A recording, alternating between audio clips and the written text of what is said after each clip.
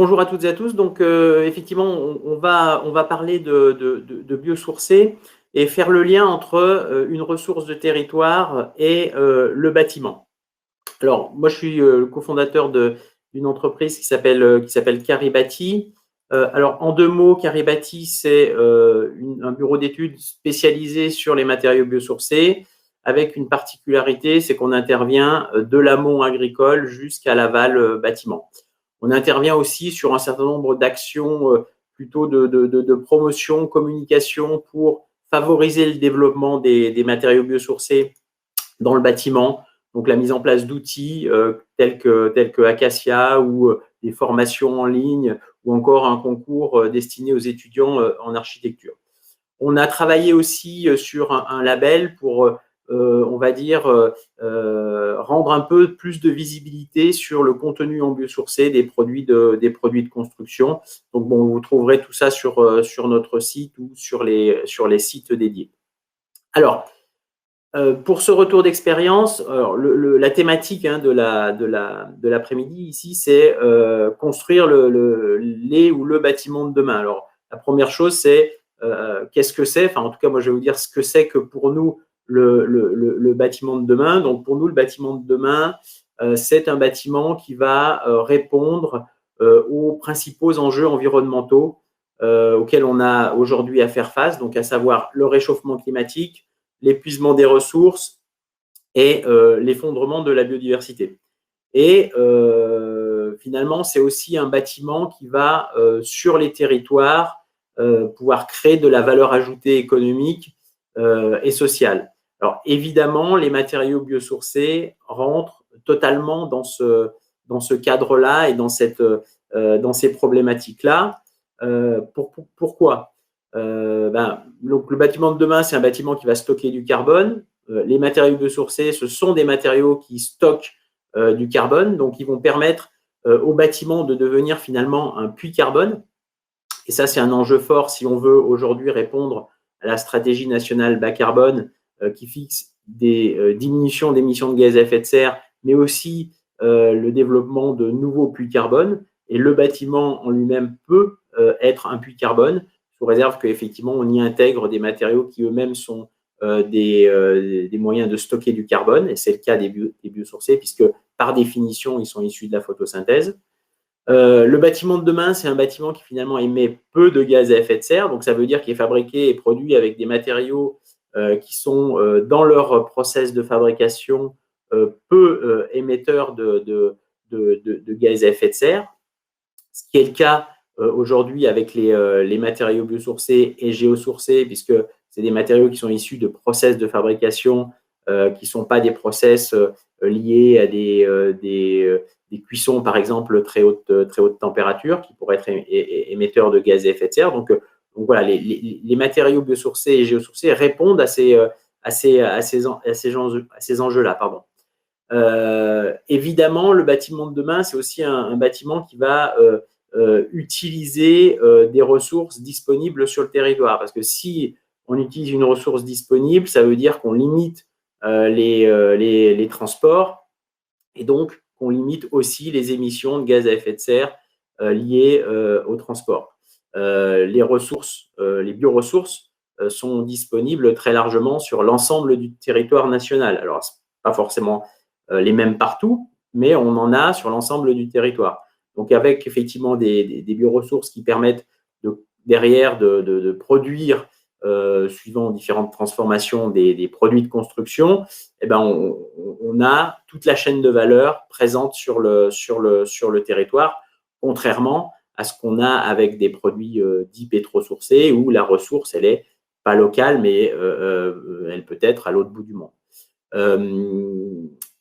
Donc finalement, la conclusion de tout ça, puisque on veut répondre à ces différentes problématiques de stockage, d'émissions de gaz à effet de serre faibles et d'utilisation de ressources locales, les matériaux biosourcés, alors évidemment sous un certain nombre de réserves, il faut effectivement que ce soit dans le cadre de gestion durable, d'agriculture raisonnée, mais sous ces réserves-là, les matériaux biosourcés et géosourcés répondent à ces caractéristiques-là. Alors, Aujourd'hui, il y a un certain nombre d'acteurs locaux qui peuvent permettre de travailler sur le développement de ces filières locales. Alors, il y en a plusieurs, hein, mais les parcs naturels régionaux sont des acteurs qui sont tout à fait adaptés à ce cadre-là et au développement de ressources locales transformables en produits de construction.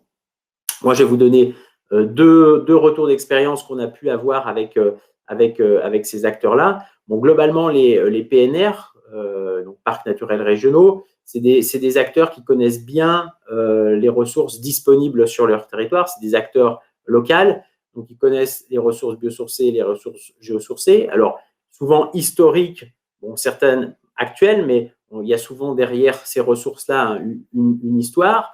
Ils connaissent évidemment le parc de bâtiments de leur territoire et donc le besoin en termes de matériaux et de caractéristiques de matériaux pour qu'ils soient adaptés, par exemple, à la rénovation, si on est sur des bâtiments en pierre, par exemple, des bâtiments en terre, la rénovation passe par des solutions un petit peu spécifiques. Donc, ils connaissent bien ce parc-là et donc, potentiellement, les solutions adaptées à la rénovation de ce type de bâtiment.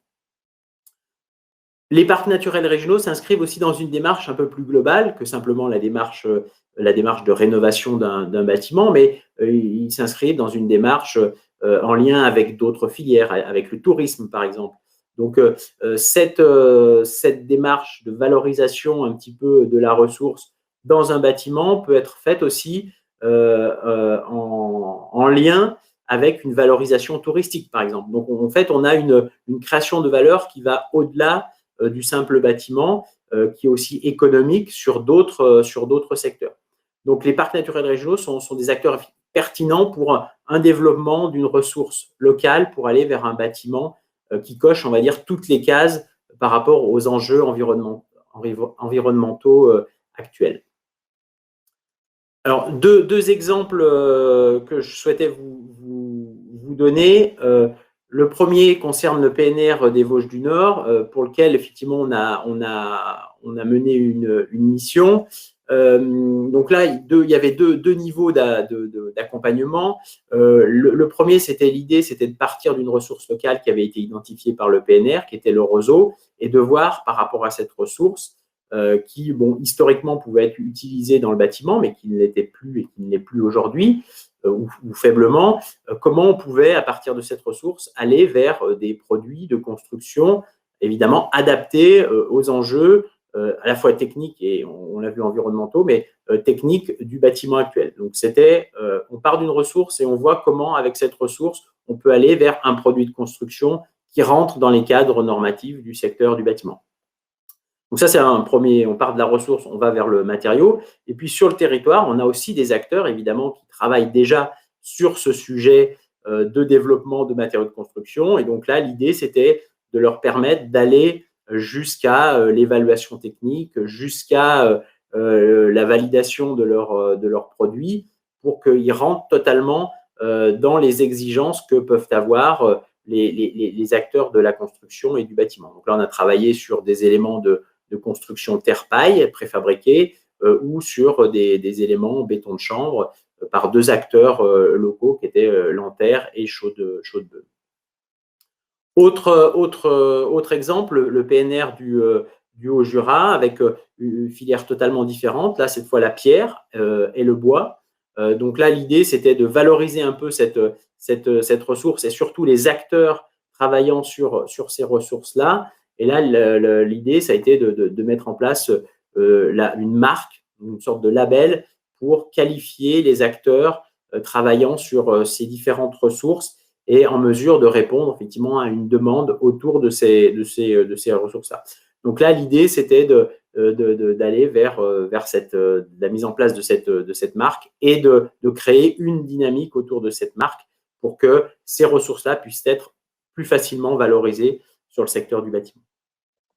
Donc voilà, donc pour simplement conclure, pour rester dans le timing, donc pour nous, le bâtiment de demain, c'est vraiment un bâtiment qui va répondre avec de la ressource locale. Et pour développer cette ressource locale, l'idée, c'est de s'appuyer sur des acteurs locaux qui ont la connaissance de la ressource, qui ont la connaissance de l'historique du bâtiment et des ressources, et de faire rentrer finalement ces ressources et ces produits dans le cadre, dans le schéma du secteur du bâtiment classique. Il ne s'agit pas qu'il y ait des passe-droits pour ces ressources tout simplement parce qu'elles sont locales. Elles doivent être aussi performantes techniquement, mais ça, il faut le montrer. Et c'est bien l'objet de toutes les démarches qui doivent être mises en place.